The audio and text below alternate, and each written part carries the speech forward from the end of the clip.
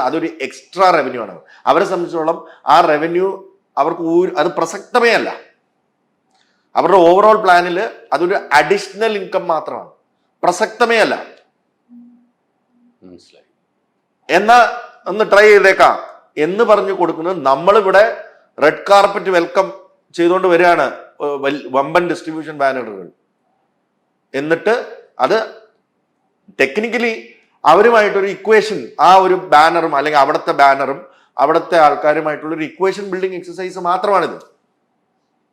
നേരത്തെ പറഞ്ഞില്ലേ, ഇവിടെ ഓടുന്ന സിനിമകൾ, ഇവിടെ മാർക്കറ്റുള്ള ആർട്ടിസ്റ്റുകളുടെ സിനിമകൾ വരട്ടെ, വന്നോട്ടെ, അതിനൊക്കെ ഇവിടെ ഫാൻസ് അസോസിയേഷൻ ഉണ്ട്. അതൊക്കെ നമ്മൾ കുഞ്ഞായിരിക്കുമ്പോൾ തൊട്ട് കണ്ടു വളർന്ന അതൊക്കെ ഓക്കെ. പുതിയ സിനിമകളും വന്നോട്ടെ, വമ്പൻ സിനിമകൾ വന്നോട്ടെ, ഇപ്പൊ PS1 പോലുള്ള വരട്ടെ,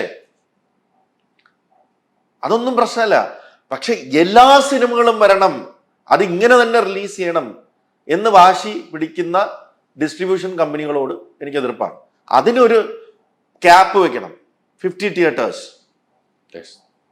കേരളത്തിൽ, മൾട്ടിപ്ലക്സിൽ 2 ഷോ. അത് ഓടുന്നെങ്കിൽ ഓടിക്കോട്ടെ, മറ്റു സിനിമയ്ക്കും കൊടുക്കുക. അപ്പം മലയാള സിനിമയ്ക്ക് സ്പേസ് കിട്ടും.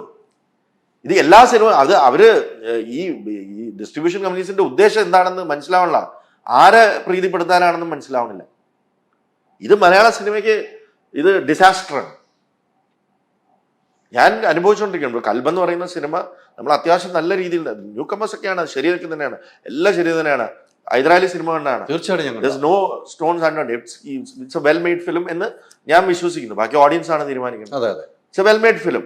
ഈ വെൽ മെയ്ഡ് ഫിലിം എന്ന് പറയുന്നതിന് നമുക്ക്, ഞാൻ പറഞ്ഞില്ലേ, ഞാൻ ഇപ്പം കഴിഞ്ഞ 2-3 ദിവസമായിട്ട് അടിയും പിടിയൊക്കെ ഉണ്ടാക്കി നമുക്ക് വേണ്ട തിയേറ്ററിൽ കിട്ടിയിട്ടുണ്ട്. പക്ഷെ ഇത് നമുക്കൊരു ലിമിറ്റ് ഉണ്ട്. ഇനി നമ്മളെന്താ വിചാരിക്കുക, എന്തിന്, ഇതിന്റെ ആവശ്യം എന്ത്? നമുക്ക് ഒഴുക്കിന്റെ കൂടെ അങ്ങ് പോയി ഒരു മിക്സ് എടുക്കാം.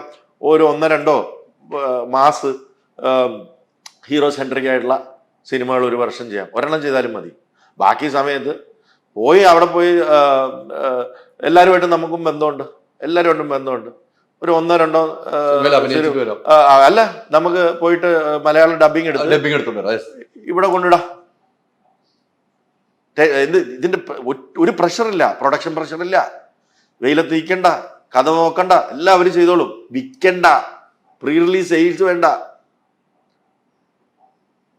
ഈസി ആയിട്ട് 25% നമുക്ക് കിട്ടും ഹാപ്പി ആയിട്ട്.